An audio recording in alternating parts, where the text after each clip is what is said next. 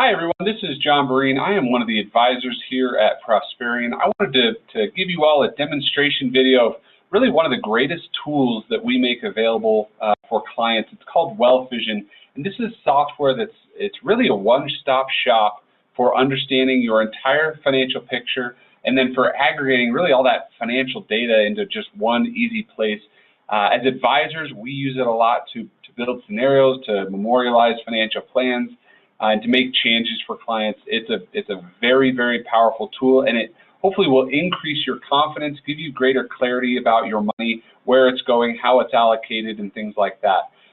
One of your first questions might be, well, how do I gain access? How do I create a profile, and then maybe where do I log in? Well, if you don't have an account yet, or you just need help either remembering a username or resetting a password, let us know by phone. The number is 303-793-3202 or by email, and we'll make sure you get access to the system. But once you have those, to log in, you just go to our website, www.prosperion.us, and then click on the login button in the upper right-hand corner. From there, you can enter your username and password, and if you're logging in for the first time, it'll prompt you to go paperless with your account statements.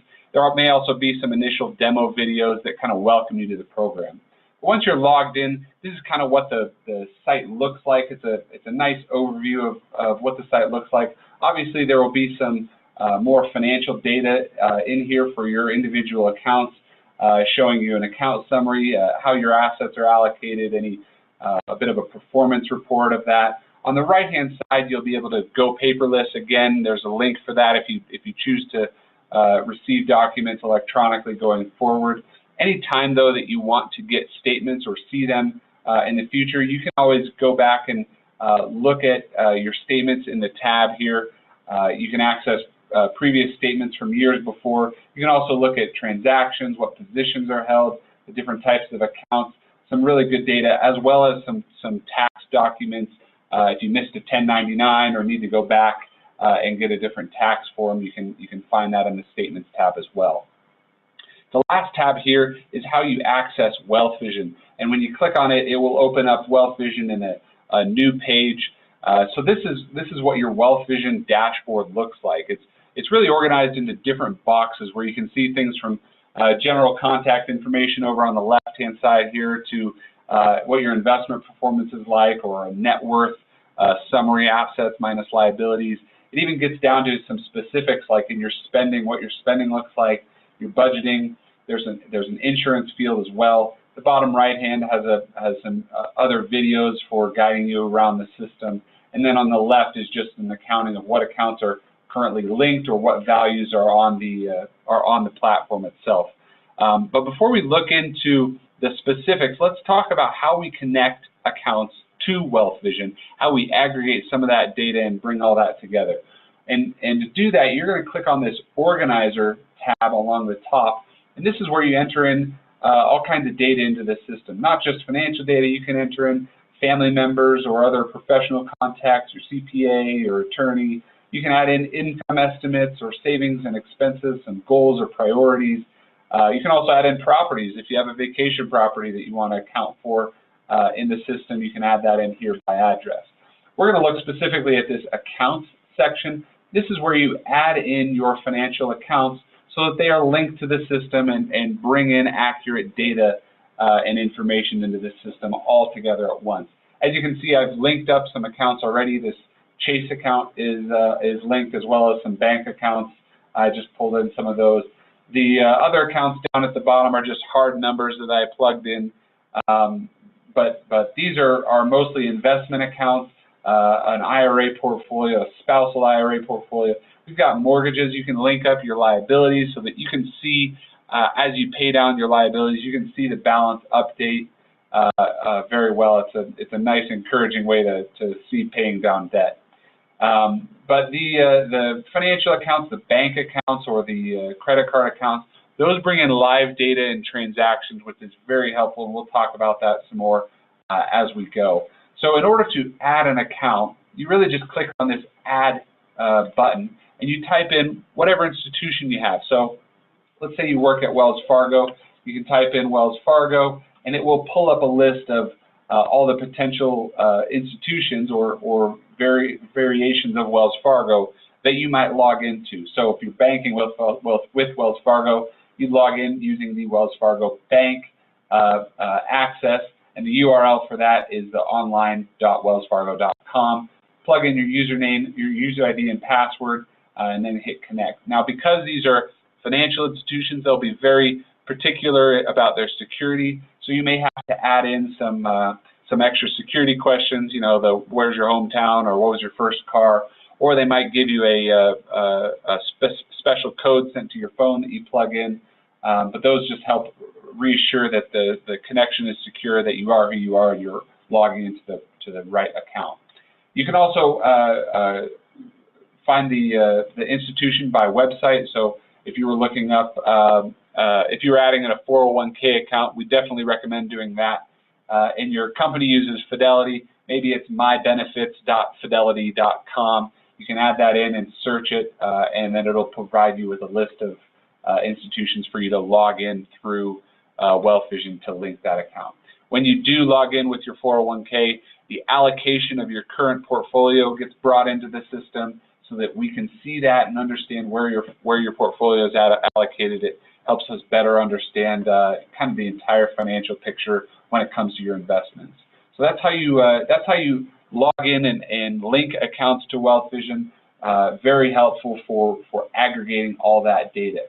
So we're going to jump back to this home page here, and I want to look specifically at the spending and budgeting categories. Those are really the bread and butter, the foundation for any financial life is cash flow. It's money in, money out, and what's available to you. So we're gonna dive in a little bit deeper into the spending, and I'll click on this box. You can also find it just by clicking the tab along the top here. Now, this first view of the spending tab looks at your spending by category. It categorizes the transactions. Again, it automatically brings in transactions, and it categorizes them based on its best assumptions, or some things go unclassified or uncategorized, and we'll talk about that a little bit later. But it has a specific date range that we're looking at, so we're talking about February through March of this year. We're just looking at the categories, and this is over all accounts. You can specify different accounts, maybe just your credit cards or just the spending accounts, but for the most part, this is just all your current accounts from February to March. So obviously, we've got some high fees and charges, a good bit that's unclassified. Here's our food. It goes into entertainment and gifts, mortgage and rent. I doubt that's right, because no mortgage is $41, but we'll look at that further here. Now, one of my favorite views for using this, I use it all the time, is this spending history view. This looks at your spending not just by category, but over the last few months. And when you link in data with WealthVision, it brings in transactions over the last 90 days. So it starts you with a little bit of a history to bring in your inflow and your outflow of expenses. Now, I'm going to change the date range to look at the last 6 months so that we have a better understanding of what our spending history looks like. And as you can see, it shows graphically what our income was, what our expenses were, and then kind of what our net cash flow was, positive or negative net cash flow. Now, obviously in December, it was a big month, $24,000 of income, but there was also a lot of expenses here, $14,000 relative to maybe what the average is. So then in January, income and expenses went down, but we were still positive about $4,000, and in February, expenses went down further, income dropped a little bit, so we're still positive $4,000. That's great, but it's a nice graphic illustration of what your income and expenses and then the net cash flow looks like, and then obviously there's a table below that reflects that as well. So one of the questions that we will talk about here in a bit is that seems real high, kind of like an outlier of expenses to have $14,000 just in December. Maybe that was just Christmas, but I don't know, that seems high anyway relative to some more consistent and realistic numbers in January and February. So we'll talk about how we analyze that and maybe make those changes so that it better reflects an accurate cash flow number. Again, you can change the accounts that we're looking at, and you can change the categories and select specific categories as well. Now from here, let's look specifically at the transactions. Now, when you click on the Transactions tab, it brings up transactions, again, like I said, from the last 90 days, and then any transactions going forward on that credit card or on that debit card or bank account. And again, it automatically brings them in and categorizes them to the best of its ability, the best of the system's ability. So King Soopers is obviously a grocery expense, and it got that right for $109. The account that went on was the credit card, so that's good to understand. Home Depot obviously is probably home improvement. That was about $192. Bed Bath & Beyond, that's probably shopping, but it's really more in the home category because it's, I don't know, maybe it's home expenses. You can change the categories, and we'll touch on that here in a bit. White Chocolate Grill, there's a restaurant. We've got some income, a transfer that came in from a checking account. Well, maybe that's not technically income. Maybe that's just a transfer, so we can go ahead and change that.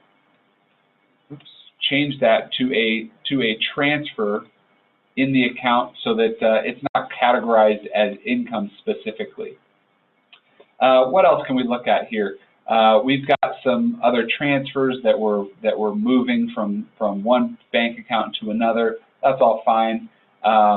What about this this mortgage payment? It looks like a mortgage payment, but it's categorized as a service fee. So we can change that, and you can change that by clicking on the category and then scrolling down to the mortgage section and categorize it as mortgage rent, or you can just type in and it will automatically fill in some options for you. So we can click mortgage and rent, and that will recategorize that transaction as a mortgage payment for your budgets and for your cash flow reports. Now, what's really cool is since a mortgage is paid every month, we want to make sure that this institution, this transaction identifier, is categorized as a mortgage payment every month. So if you click on the transaction and then tap Details, we can make a rule that says always categorize this transaction as a mortgage or a rent payment. And then you hit Done, and every transaction that looks like this going forward will automatically be categorized as such going forward. It makes it easier. Basically, you're teaching the program how to view and understand your transactions. We've got some payroll income that came through in February, some other things that came through, just transactions, and it's good to go through and say, well, yeah, TJ Maxx, that was some clothes that was returned, or King Soopers, that's a grocery store, or Murdoch's, maybe that was just shopping, so we can recategorize that as just general shopping needs or restaurants, etc. So let's oh, here's one, Southwest Airlines. Well, that's not unclassified. That was an airline cost, so we'll call that air travel, and we'll recategorize Southwest Airlines as that, and we're going to change that going forward and always rename the transaction and change the category to air travel. Now, once you do that, any following Southwest Airlines transactions will be recategorized, just like that, as air travel. So what about other uncategorized transactions? And when you first link accounts, there's really going to be a lot of unclassified categories. We'll look at all those unclassified categories. Let's do that over the last 90 days. Bring in everything that's been unclassified.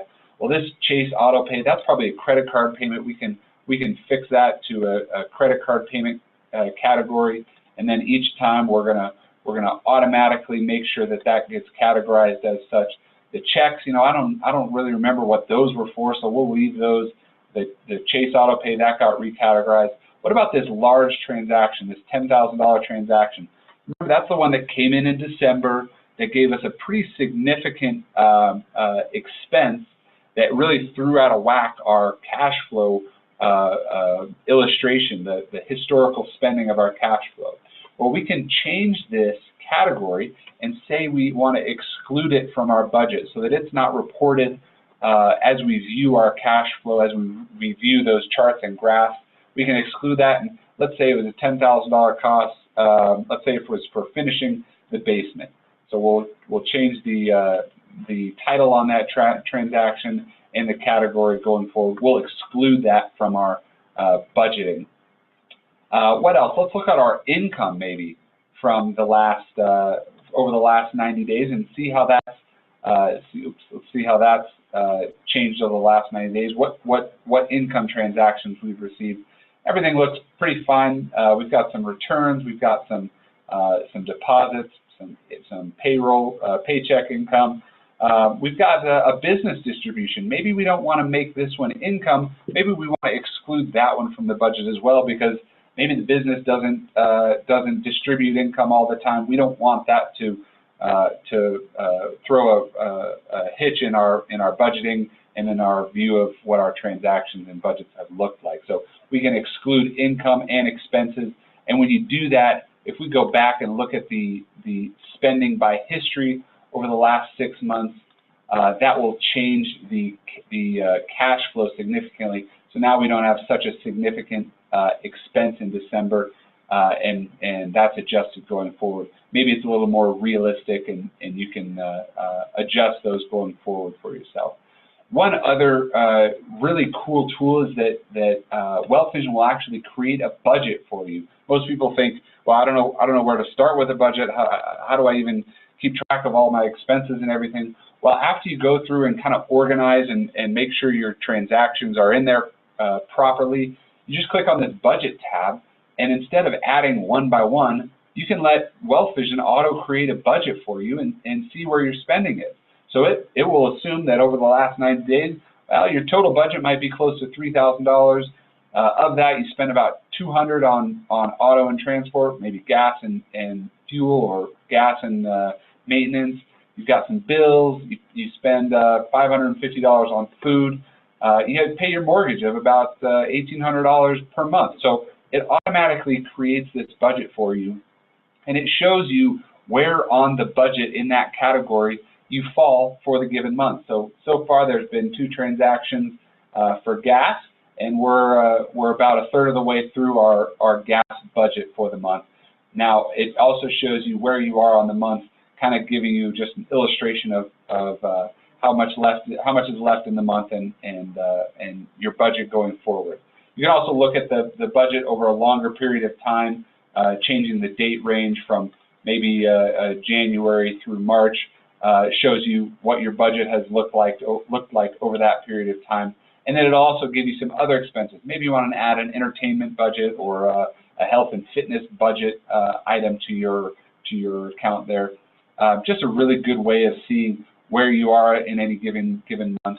And then you can also view your budget history and see how you've done relative to your budget. Maybe you were spending over your budget or spending under your budget. This one doesn't have as much history, just because we just created a budget here. But it'll show you you've spent less than what you budgeted your spending would be, so you can keep track of that. Really, really nice feature to use in WealthVision. I personally use it all the time, and the feedback that we've gotten from clients has been very positive. It helps them understand their cash flow a lot better. A couple other small pieces in WealthVision. Obviously, you can look at the investments and see what accounts how accounts are performing if you really want to get that granular with it, see transactions and an analysis of that. The Vault is a place where you can upload documents to secure cloud, if you will, a secure personal cloud, where you can upload your wills or anything like that. On occasion, we'll send documents to the Vault on your WealthVision for you to access, so that it's sent to you securely and not over email. And then finally, this reports section. This is where you can look at your balance sheet. You can look at maybe what your cash flow would look like in the future based on some different assumptions. And then one other really cool tool in WealthVision is the workshop feature. This gives you some other pieces of information regarding finance. You can look at the personal finance page. There's some great videos. There's some great articles about talking maybe to youth about how to use your paycheck, what's a credit score, what's it like to have a kid, and how's that changed your finances. You can look at some retirement planning videos and articles as well, talking about Social Security or your 401k, things like that. Just a really good resource for some good financial advice. So that's an overview of WealthVision, an overview specifically of the spending and the budgeting features in it. I hope it provides you with some greater confidence, and you're able to use the system for your family and to build a bigger future for yourselves. If you have any questions regarding the system or or chatting about this, feel free to reach out. Again, the number is 303-793-3202, and we'll talk to you soon.